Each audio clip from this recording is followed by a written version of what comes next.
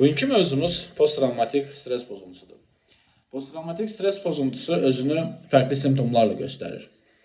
Bunlar hər hansısa bir yaşanmış problemi, yaşanmış fəlakəti və yaxud da zorakılığı təkrar yenidən yaşamaq, bunlara flashback deyilir. Və yaxud da gecə terroru, xəstə problemləri, yaşadığı şeyləri təkrar yuxuda görməyə başlayır. Və yaxud da aşırı dərəcədə qorxu, konsentrasiya pozuntusu və yaxud da bəzi xəstələrdə aşırı aqressivlik, duyğularını, emosiyalarını tam olaraq idarə edə bilməmək. Bu kimi simptomlar posttravmatik stres pozuntusunun ilkin göstəriciləridir. Bəs nə zaman posttravmatik stres pozuntusu deyə bilərik hər hansısa bir yaşanmış problemi? Deyək ki, hər hansısa bir problem yaşandı və ilk 6 ay içərisində bayaq dediyim simptomlar başladı və bu simptomlar minimum bir ay davam etdi. Bu zaman biz artıq posttravmatik stres pozuntusundan danışa bilərik. Posttravmatik stres pozuntusu zamanı şəxslərdə digər fərqli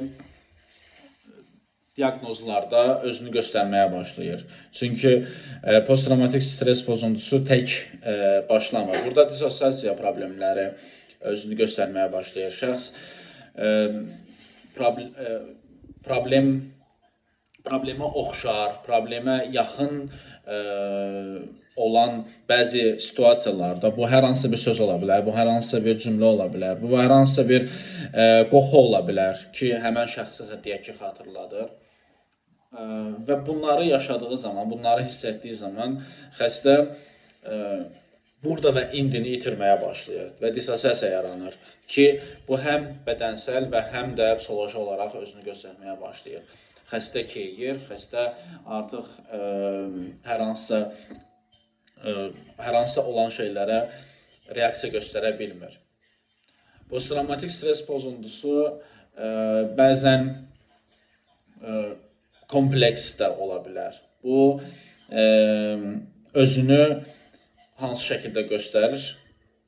Əsasən kompleks posttravmatik stres pozuntusu zamanı təkrarlayan travmalardan biz danışa bilərik. Burada məsələn uşaqlıq travması ola bilər, bağlanma travması ola bilər, deyək ki, ailə ilə, ana ilə və yaxud da ata ilə bağlı olan bağlanma problemi ola bilər və yaxud da uşaqlıqda yaşadığı cinsəl baskı və yaxud da cinsəl zorakılıq ola bilər ki, bu təkrarlayır və deyək ki, məcbur deyil eyni şey təkrarlansın. Hər hansısa bir başqa travmatik yaşantı təkrarlanırsa, burada artıq biz kompleks posttravmatik stres pozuntusundan danışa bilərik. Burada isə xəstə artıq öz emosiyalarını cilovlaya bilmir, öz emosiyalarına olan nəzarəti itirməyə başlayır artıq. Və xəstə bəzən gün içində çox fərqli şəkillərdə yaşadığı olayları, yaşadığı problemləri təkrar sanki film səhnəsi izləyirmiş kimi təkrar görməyə başlayır.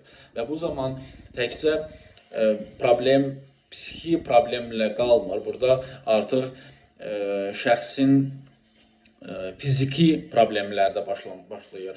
Xəstə deyək ki, tərləmələr keçirdir, xəstə hər hansısa bir səsdən və yaxud da adi bir telefon zəngindən sıçramağa başlayır və deyək ki, xəstənin övladı belə onu çağırsa, xəstə bir anda yerindən sıçraya bilir.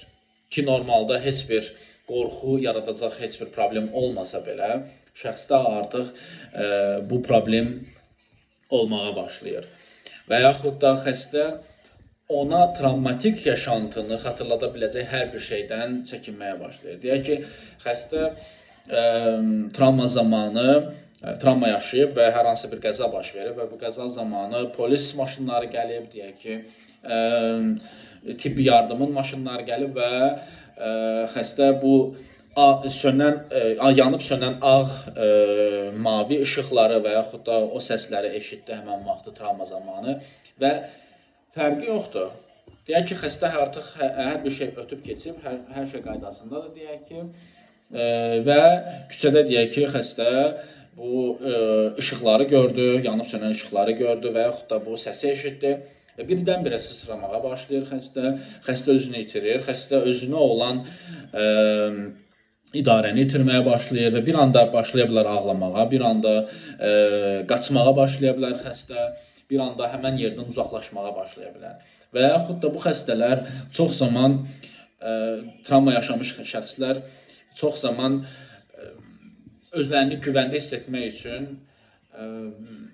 ən yaxın, yəni qapıya ən yaxın yerdə otururlar.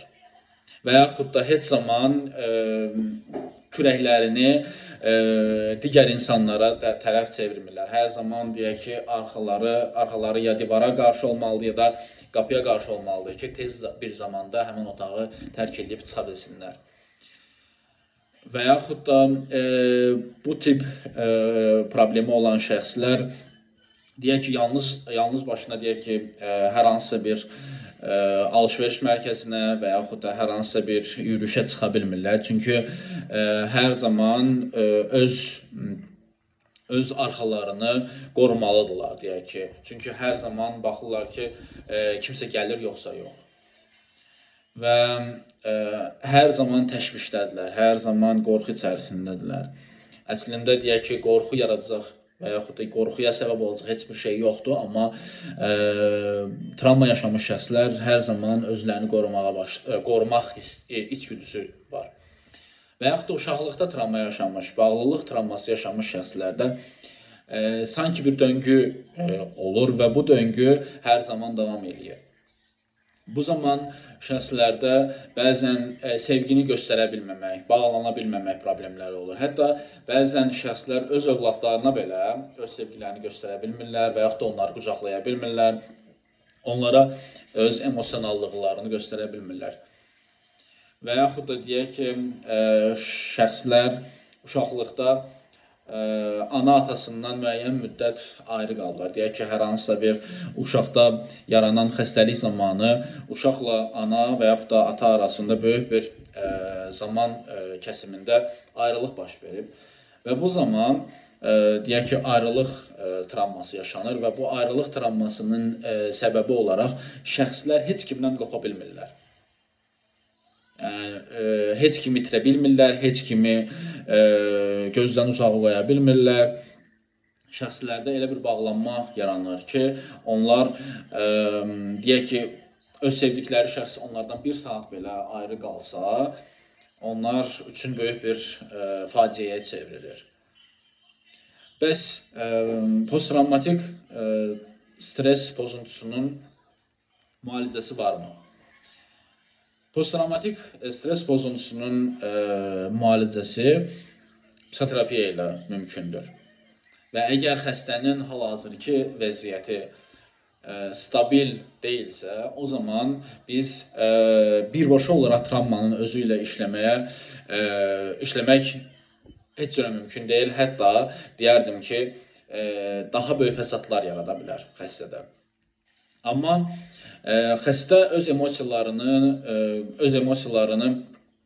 idarə etməyi öyrəndikdən sonra, xəstə hal-hazırki vəziyyətinin və yaxud da hal-hazırki durumunu qəbullandıqdan sonra və yaxud da hal-hazırki əgər varsa, ki çox zaman olur, depressiv əlamətləri azaltdıqdan sonra və qorxu əlamətlərini, təşviş əlamətlərini azaltdıqdan sonra biz artıq birbaşa olaraq travma sonrası stres pozuntusunu işləyə bilərik. Və bu zaman ən yaxşı vasitələrdən biri, ən yaxşı terapiya metodlarından biri EMDR terapiyadır ki, bu dünya üzərində posttravmatik stres pozuntusunun müalicəsində ilk texnikalardan biridir. Və yaxud da ego statement terapi və yaxud da narrativ hekayələr terapiyası bu pozuntunun, yəni travma sonrası stres pozuntusunun terapiyasında böyük rol oynayır və çox yaxşı nəticələr əldə etmək olur. Amma bu problem 1-2 gün içində keçəcək bir problem deyil. Bu bəzən aylar, illər çəkəcək bir problemdir. Çünki xəstə artıq deyək ki, heç kimə inanmır, heç kimə güvənmir. Onun üçün güvənə biləcəyi insan yoxdur. Hətta bəzən terapevtə belə güvənmə aylar çəkə bilir.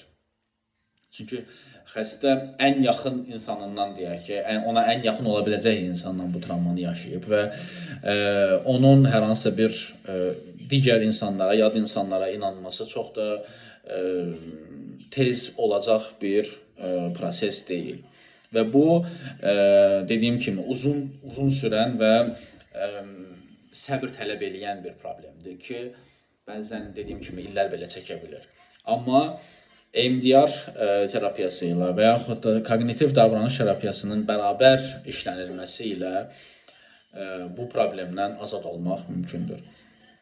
Əgər sizin də belə simptomlarınız varsa və yaxud da yaxınlarınızın belə simptomlarını görürsünüzsə, mütləq şəkildə vaxt itirmədən terapevtə müraciət etmək lazımdır.